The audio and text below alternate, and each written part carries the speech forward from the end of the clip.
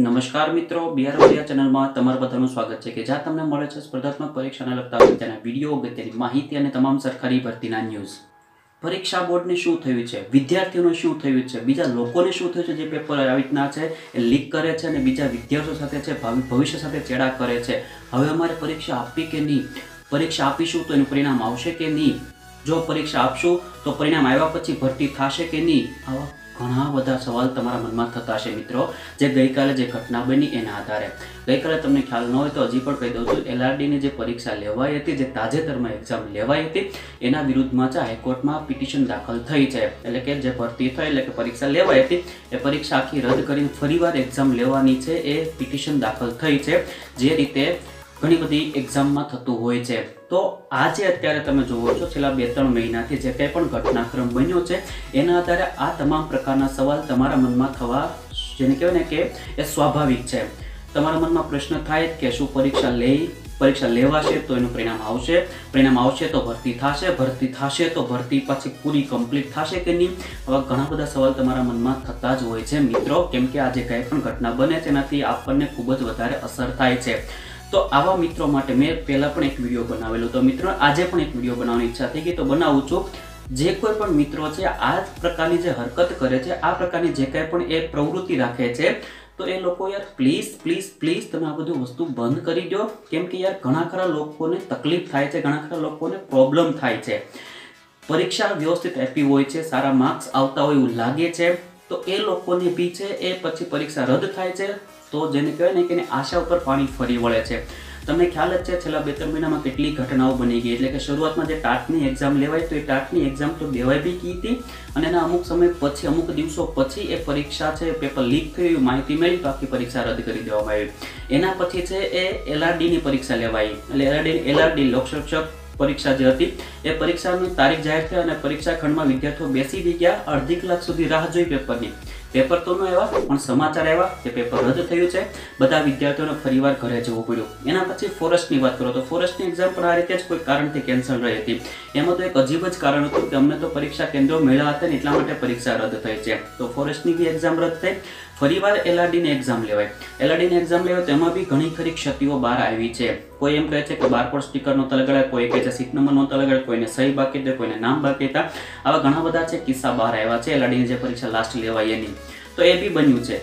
અને છેલ્લે જે ઓફિસ આસિસ્ટન્ટ કે બિન સચિવાલયની એક્ઝામ હતી એ બી રદ થઈ ગઈ છે.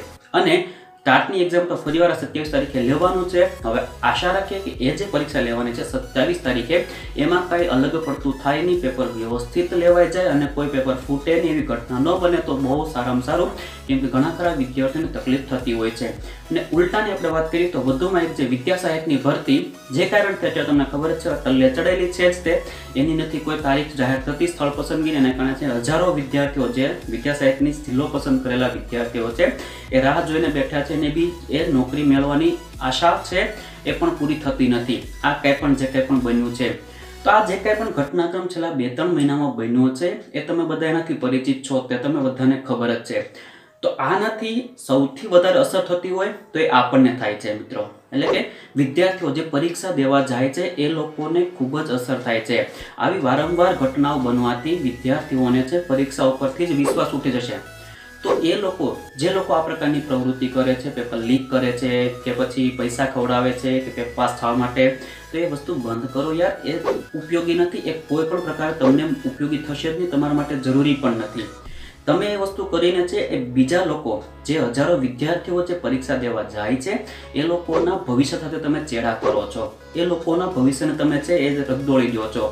કેમ કે એ વિદ્યાર્થીઓ ખૂબ જ મહેનત કર્યો છે અને સારા માર્ક્સે પાસ થવાની એને આશા બી હોય છે. હા, એટલું જ ખબર છે કે આજે પિટિશન દાખલ થઈ છે. હવે એનાથી શું થશે એ તો આપણને એક્ઝેક્ટ ન કહી શકીએ કે ફરીથી રદ થશે કે ફરીથી લેવાશે કે જે કન્ટિન્યુ છે કન્ટિન્યુ ચાલુ રહેશે જ તે એની કોઈ હજી સુધી ખબર નથી, માહિતી નથી. એ ખબર બી નથી શું થશે. પણ એટલું આપણે જરૂર કહી શકીએ, એટલું મારો મનનો પ્રશ્ન તો જરૂર રહે કે પિટિશન દાખલ થઈ છે તો હવે શું થશે? હવે પરીક્ષા લેવાશે ફરીથી પાછી કે રદ થશે? ત્યાંનું પરિણામ આવશે? ઘણા બધા સવાલ આપણા મનમાં ઉદ્ભવવા લાગે છે। આ એક પ્રકરણ, એક પગલું જે ભરાય છે, એક તકલીફ જે થાય છે એના કારણે છે એ બીજા ઘણા ખરા લોકોના બાબતથી તકલીફ થતી હોય છે। તો આવા જે કોઈ પણ મિત્રો છે એ તમામ મિત્રોને હું ફરીવાર છે એ વિનંતી કરું છું, મારી આખા બીઆર વરિયા ટીમ વતી અથવા તો બીઆર વરિયા ચેનલ વતી હું વિનંતી કરવા માંગુ છું કે મહેરબાની કરીને please please please please please આ વસ્તુ તમે બંધ કરી દો। આનાથી કોઈ ફાયદો તમને થવાનો નથી। મેં લાસ્ટ વિડીયોમાં બી કીધું હતું ને આજે પણ કહું છું, શોર્ટકટ છે એ સફળતાનો કોઈ હોતો જ નથી। સફળતા તમારે મેળવવી હોય તો તમારે સખત મહેનત કરવી જ પડે છે મિત્રો। આનાથી ઘણી બધી તકલીફ થાય છે ઘણા ખરા વિદ્યાર્થીઓને, અને વિદ્યાર્થીઓના મનમાં છે અસર થઈ જતી હોય છે। પછી એક્ઝામ દેવા માંગતા જ નથી, કાં તૈયારી બી નથી કરતા, આવું બી બનતું હોય છે મિત્રો। જે કોઈ પણ કારણથી જેની પણ એક્ઝામ રદ થઈ છે એની વાત કરું છું। હવે આપણે કારણ નથી જણાવતા કે કઈ કારણથી કઈ એક્ઝામ રદ થઈ છે। કોઈ બી કારણથી રદ થઈ છે બધી એક્ઝામો। કોઈની ચૂંટણીના કારણે રદ થઈ છે, કોઈને 10% EBCના કારણે રદ થઈ છે, કોઈને ફલાણા કારણે પેલા ઠીકણા, ઘણા બધા કારણે છે રદ થયેલી છે। તો આ બધા કારણોથી છે એક જ સરવાળે, જેને કહેવાય ને કે સરવાળો એક જ થાય છે, તો એ સરવાળે છે વિદ્યાર્થીઓને જ તકલીફ થાય છે જે પરીક્ષા દેવા જાય છે, જે ફૂલ તૈયારી કરીને એક્ઝામ દેવા જતા હોય છે, એ વિદ્યાર્થીઓને ખૂબ જ તકલીફ થાય છે। તો મહેરબાની કરીને છે એ તમે બંધ કરજો, કેમ કે આમાં અમારો તો શું વાંક? અમે તો એક્ઝામ દેવા જઈએ છીએ, પરીક્ષા તમે રદ કરો છો, એટલે કે પરીક્ષા માટે તમે જે કંઈ પણ ઘૂસ કરો છો કે પેપર લીક કરો છો એનાથી તકલીફ તો અમને થાય છે, અમારો વાંક શું છે? આવા ઘણા બધા પ્રશ્નો ઘણા બધાના મનમાં થતા હોય છે। તો એ લોકો મહેરબાની કરીને જો હજુ સુધી જાગૃત ન થયો તો મહેરબાની કરીને જાગૃત થાવ, એ વસ્તુ બંધ કરો, બીજા લોકો સાથે ભવિષ્ય સાથે ચેડા કરવાનું બંધ કરો, કેમ કે ઘણા ખરા લોકો છે એ નોકરીની આશા રાખીને બેઠા હોય છે। એને તો નથી આશા હોતી પણ એના પરિવારને આશા હોય છે। ઘણા ખરા લોકોના પરિવાર બી એટલા ગરીબો હોય છે કે એને નોકરીની ખૂબ જ આશા હોય છે, ખૂબ જ જરૂર હોય છે। તો આવું જ્યારે પ્રવૃત્તિ થાય છે, આવી જ્યારે કોઈ કાર્ય થાય છે ત્યારે એ લોકોના પરિવારને ખૂબ જ દુઃખ પહોંચે છે। તો આ બધી વસ્તુ મહેરબાની કરીને તમે બંધ કરી દો, આમાં તમને કોઈ ફાયદો થવાનો નથી। બસ મિત્રો, આજ તમને આજના દિવસે વાત કરવાની હતી। જો તમને માહિતી સારી લાગી હોય અને તમને એમ લાગ્યું કે જે કાંઈ પણ કહેવા માંગુ છું એ ઓકે છે, વ્યવસ્થિત છે, તો વિડીયોને લાઇક કરી દેજો યાર, અને બીજા મિત્રો સુધી જરૂરથી આ વિડીયોને શેર કરજો, તમારા તમામ ગ્રુપની અંદર છે એ શેર કરજો, અને ચેનલને સારી લાગે તો સબસ્ક્રાઈબ કરીને પણ છે જજો। ત્યાં સુધી આવજો, ધન્યવાદ। सारे जहां से अच्छा हिंदुस्तान हमारा, हमारा सारा।